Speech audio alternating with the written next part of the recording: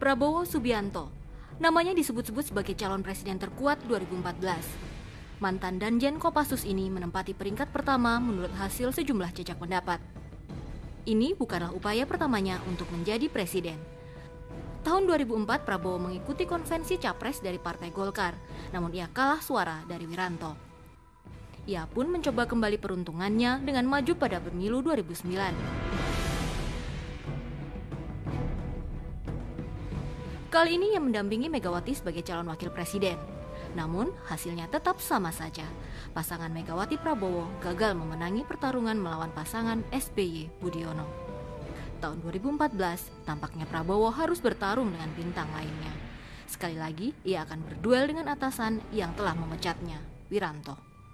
Insya Allah kalau dukungan rakyat kuat kepada diri saya harus siap melaksanakan amanah dari rakyat. Ya, saya anggap sebagai amanah, sebagai penugasan. Harapan mereka besar, ya saya harus penuhi harapan mereka. Insya Allah saya tidak kecewakan. Meski hasil survei menunjukkan popularitas Prabowo tinggi, bukan berarti ia tidak mendapat perlawanan. Banyak pihak tak surut mengingatkan publik atas berbagai dugaan pelanggaran HAM yang dilakukan oleh Prabowo. Sebutlah serangkaian aksi penculikan dan penghilangan paksa sejumlah aktivis pro-demokrasi. Prabowo juga disebut sebagai penyulut kerusuhan Mei 1998 hingga menjadi dalang rencana kudeta terhadap Presiden Habibie.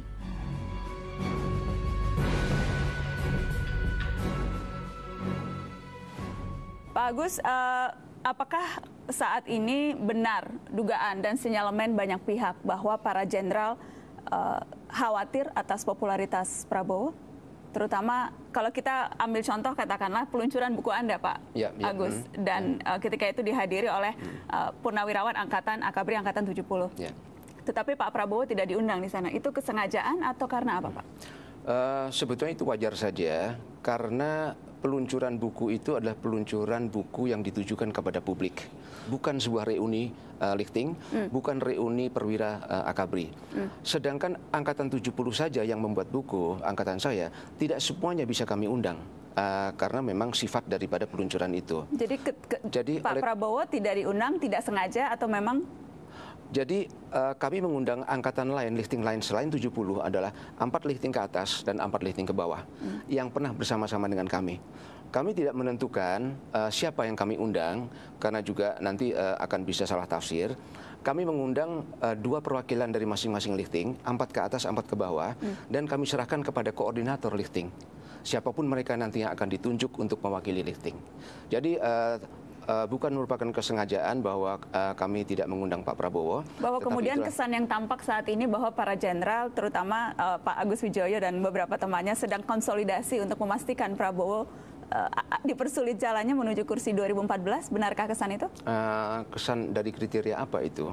Kalau kesan itu kan tentu ada indikatornya. Kalau dalam intelijen perlu kita sepakati dulu indikatornya apa itu. Toh nanti itu diserahkan kepada publik untuk memilih. Walaupun memang kami memberikan daripada seperti tadi ditanyakan, daripada saya menilai satu persatu nama dari perseorangan itu, saya lebih memberikan kriteria kepada pemilih supaya lebih hati-hati dan jangan salah memilih.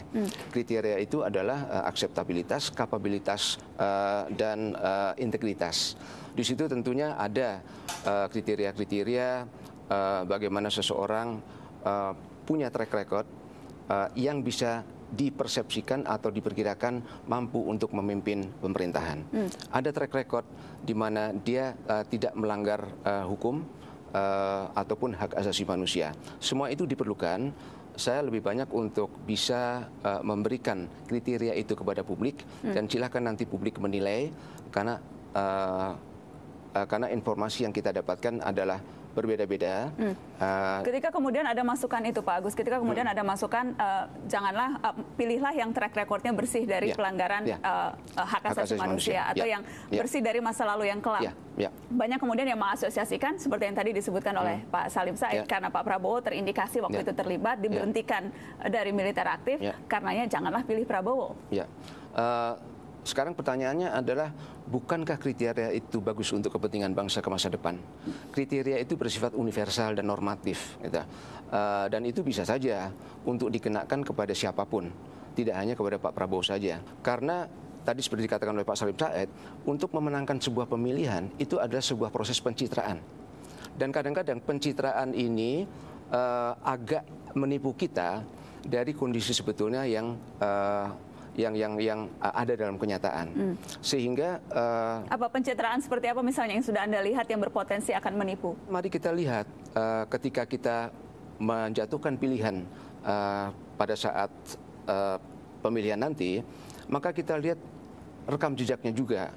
Apakah ada rekam jejak yang bisa kita jadikan sebagai dasar bahwa nantinya akan memimpin pemerintahan dengan efektif? Bagaimana caranya dia memimpin partai politiknya, terutama untuk ketua umum, adalah juga cerminan bagaimana nantinya dia akan memimpin pemerintahan. Oke. Ya, gitu. Jadi harus paralel seperti itu. Ya. Pak Salim Said, seberapa efektif sih kira-kira seruan yang dikeluarkan oleh para purnawirawan jenderal ini? Ketika misalnya ada Anda juga hadir pada peluncuran buku itu yang kemudian sempat menimbulkan banyak spekulasi dan pertanyaan. Seberapa efektif seruan-seruan itu? Ya, kalau Anda lihat survei setelah itu tidak banyak yang berubah, begitu ya. Saya tidak melihat itu hal yang terlalu serius ya. Itu kan pidato Luhut Panjaitan, ya, waktu malam peluncuran buku itu. Saya tidak melihat itu terlalu serius. Buat saya itu indikator saja. Ketika Jenderal Luhut Panjaitan berpidato itu yang tadi Anda pertanyakan, itu ketika beliau mengatakan track record yang tidak kelam, begitu ya Pak Agus, itu semua kami di ruangan itu maksudnya adalah Prabowo.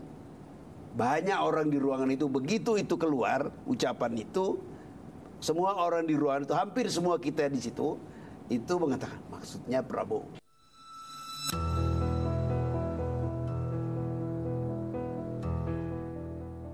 Perang bintang datang lagi. Maju ditahbiskan proses demokrasi. Mulai dari bintang lama, seturut munculnya bintang muda. Ketika kader sipil terkesan macet, kader militer berbaris padat, pilihan kader dari TNI bukan tanpa kecuali. Bintang yang melekat di pundak hanya layak bila rekam jejaknya memihak rakyat. Bernyali memilih jalan baru, mendobrak sistem lama yang membeku. Kita tak butuh pemimpin mendadak, baik dari sipil atau dari barat. Pemimpin bukan mau partai, melainkan kebutuhan rakyat ramai. Rakyat telah belajar memilih bahwa jenderal tak otomatis berani.